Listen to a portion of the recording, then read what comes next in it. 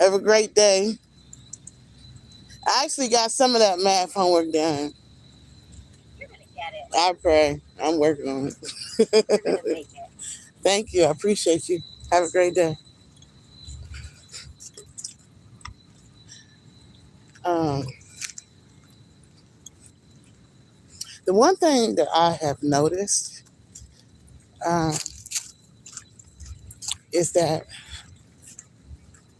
the enemy, I say the enemy because that's just the easier way to use whatever is the opposing force.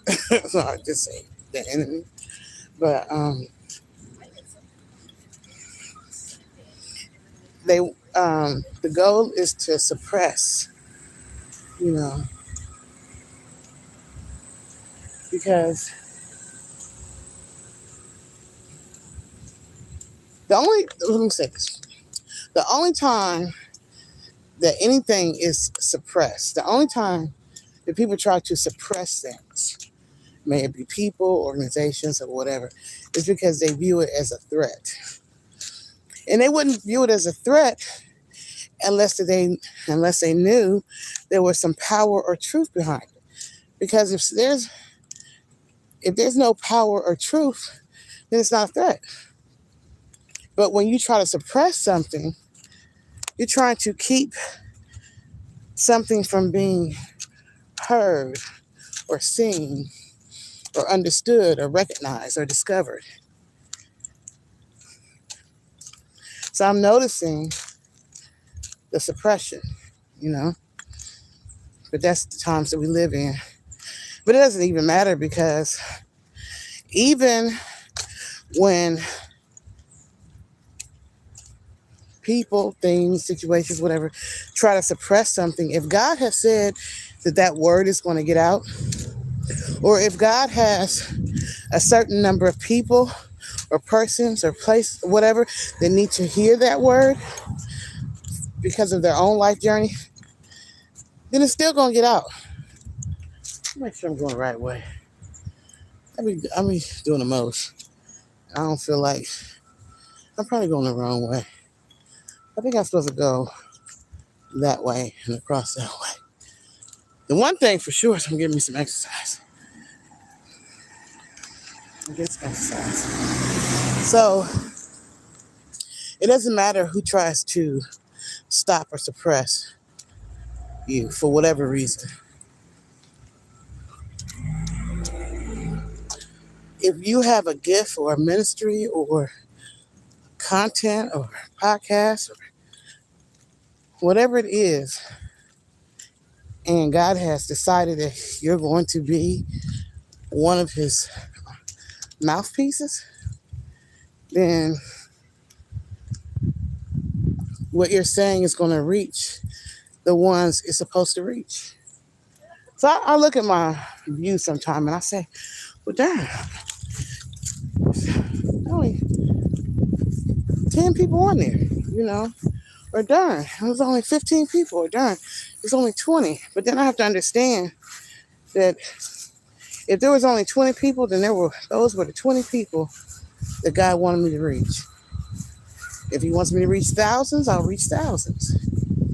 If he wants me to reach millions, then I'll reach millions. You know, it's all in what he wants. So every message is not for everybody because everybody's not going to be able to understand. But even when some of the messages are suppressed, it's still going to reach the ones that it's supposed to reach. So if you're a person who comes across one of my lives and whatever I'm talking about or whatever the scriptures are saying or whatever is going on, then that means that you were one of the people that was supposed to reach because it's only going to reach those that it's supposed to reach. But there's definitely a suppression of voices going on. The first, you know, and our First Amendment rights are definitely being violated. You know, now if you say certain things, you get flagged. You talk about certain things, you get flagged. You express your opinions about certain things, you get flagged. Like, when did we start doing that? When did we start um, not allowing people to have freedom of speech? When did we start? I mean, I could see if it was something that's harmful to someone, that's going to cause someone, sickness or something like that. But when when did being able to express how you feel about a particular topic become an issue? And why is it that only certain people are suppressed and not everyone? It's really a sad time we're living in right now, you know, as far as what's going on in the world, the wars and the violence, in the medical field. You got so many people trying to commit suicide, so many people on so many different hardcore drugs. Fentanyl came in 2020 and just really, it started before 2020, in all honesty. The whole fentanyl epidemic started before then.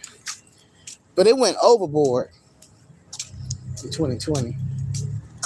All of a sudden, all these treatment centers start popping up because there were so many people who were trying to suppress what was going on with drugs. And then you had so many people commit suicide. The domestic violence rate was higher than it had been in years.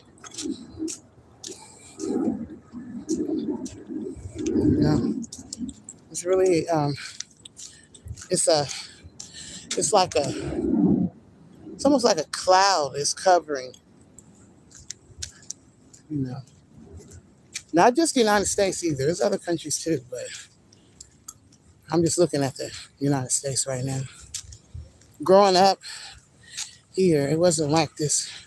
I mean, well, I think that when I was born in '69, so we just came out of the '60s, right? When there was a lot of racism, a lot of assassinations. They were going through a really difficult time. And then Martin Luther King got killed. I think that was it. What was that? What year was that? I'm trying to remember when that was. 60, was it 67 or 68? Somewhere like that.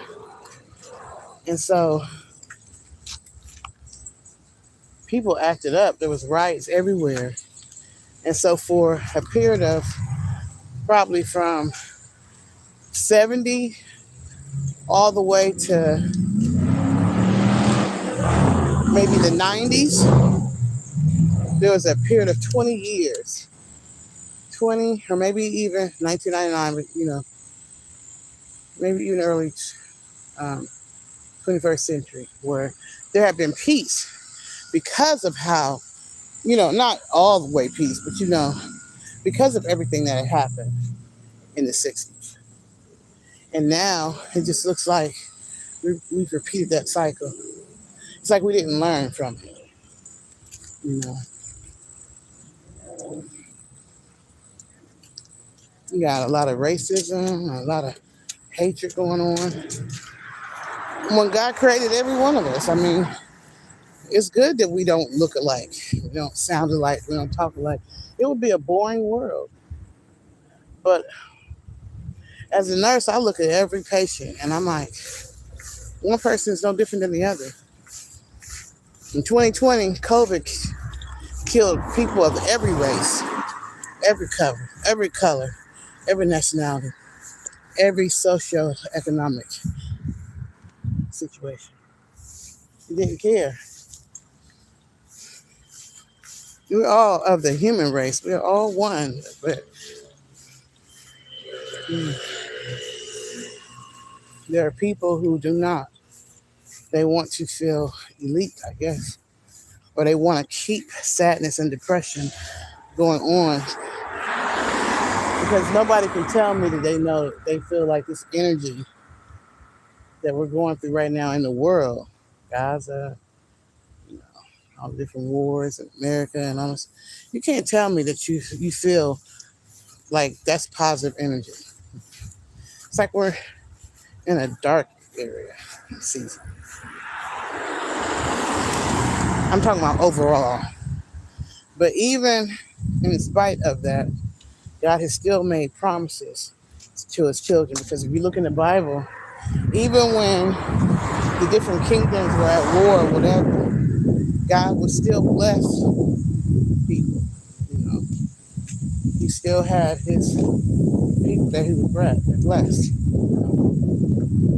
And he still spoke to people. God still speaks. You know, he's still speaking. He's still speaking. I just wanted to talk while I'm on this little walk. But